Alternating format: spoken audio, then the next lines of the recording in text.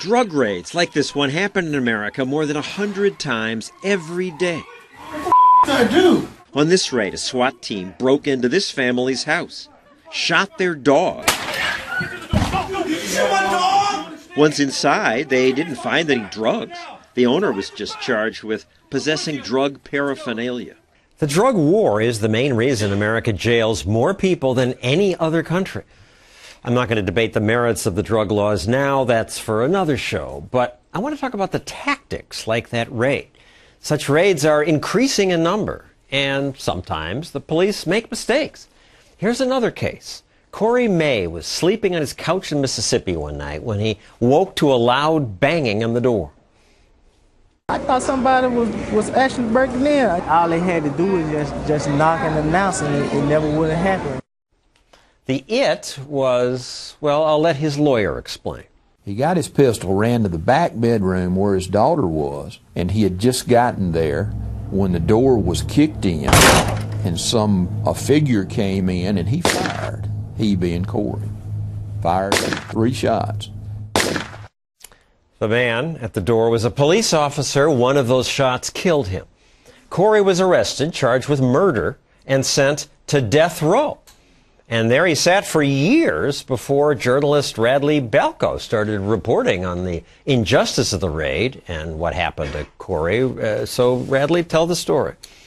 Well, I was researching, actually I was a policy analyst for the Cato Institute at the time, and I was researching a paper on these tactics, on the use of these SWAT teams.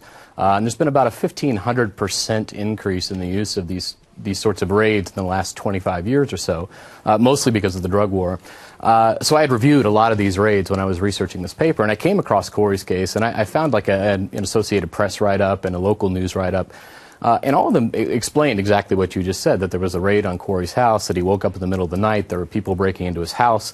He had no prior criminal record. They basically found a burnt marijuana cigarette in the house. That was all they found. And he lived next to a known drug dealer. So it was pretty clear that they had intended to get the apartment next to his and had raided him by mistake. So these were a lot of red flags. So there are 2 sort of scenarios here, right? But he did kill a cop. He absolutely did, and I mean, there's no question about that. So that you have two scenarios here. The prosecution's case is that this guy who had no criminal record, no drugs to speak of in his house, woke up, knew that these were cops breaking into his house, decided to take them on with his little handgun, shot and killed just one of them, and then immediately surrendered with bullets still left in the gun. The other scenario is that he didn't know they were cops, that he woke up and thought he was being robbed or invaded. He had an 18-month-old daughter asleep on his bed, and that he was terrified. If we're going to have drug laws, and if drugs do hurt people, many Americans say, you know, this just goes with the territory.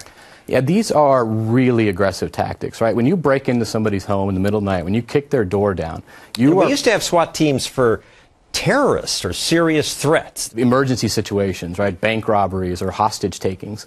Now they're overwhelmingly used to serve search warrants for drug crimes, and usually pretty low-level crimes. So, you know, you elicit a very primitive response from someone when you break into the home in the middle of the night, right? It's fight or flight. A home is your sanctuary, you think. It's your castle, right? It's your place of refuge. And you can't really flee when you wake up in your home to armed men in your home. So wake up in your bed to armed men in your home. So you're faced with this very sort of primitive decision. And, I mean, in a case like Corey, I mean, he had no reason to think that these were cops coming into his home. And if you actually are a drug dealer, you might suspect that that's the case, right? But all the times that these cops that break into people's houses and get the wrong house by mistake, they're put in this really terrible position. Some people want an even tougher drug war. They say these raids make America safer. We should be kicking down more doors. Paul Chabot was a White House drug czar advisor under President Bush and Clinton. They're not kicking the door if somebody's smoking a doobie on their couch. They're kicking the door of somebody who's a violent person with a known history to be dangerous. When they get it right, sometimes they make mistakes, terrorize people. Because that accident happens should not be the reason that we do away with the program. Because of an accident, we shouldn't do away with the program. Yeah, I would dispute his premise also, though. They're supposed to only do these sorts of raids when the person is violent or has a history of violence.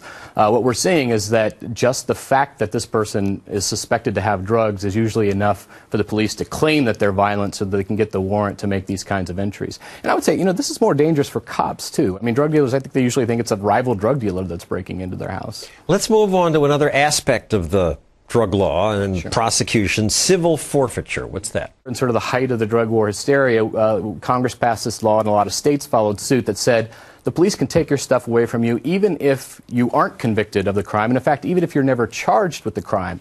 And what they do is the police will take your property and they'll say, we found some evidence that this is in some way connected to drug activity, and you now have to prove that you earned that property legitimately. And the incentives, when the cops can make money from the money goes back this. to the police department. It's just one example. Russell and Pat Caswell are about to have the motel they own taken by the government. Not because the Caswells broke any laws, but because the local police department wants to cash in on the Caswells' property. Worth more than $1 million, because a tiny fraction of people who've stayed at the Motel Caswell during the past 20 years have been arrested for crimes. Civil forfeiture allows the government to take property it merely suspects has some involvement with a crime.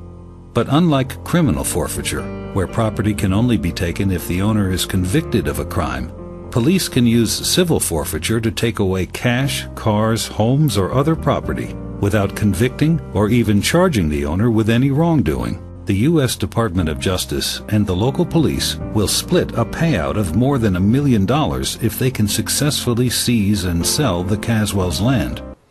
Now, that's involved in a lawsuit, but I have trouble thinking of the Justice Department and the local cops as just thieves. Well, I mean, if you look at this case, the Caswell case, the government admits that the owners of this motel have not committed any crimes. They're trying to take their motel away from them because they're saying they weren't doing enough to prevent crimes from occurring on their property. Now, this is sort of the next step in asset forfeiture. It's no longer that we suspect you did anything. Now it's you need to do more to prevent other people from committing crimes on your property. And coincidentally, that often includes hiring members of the local police department to work off-duty security at your motel. Coincidentally, of course. And just as SWAT team raids have increased, these forfeitures have increased. In 1986, they confiscated $93 million.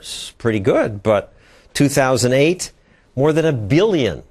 So it's always more. More laws, more enforcement.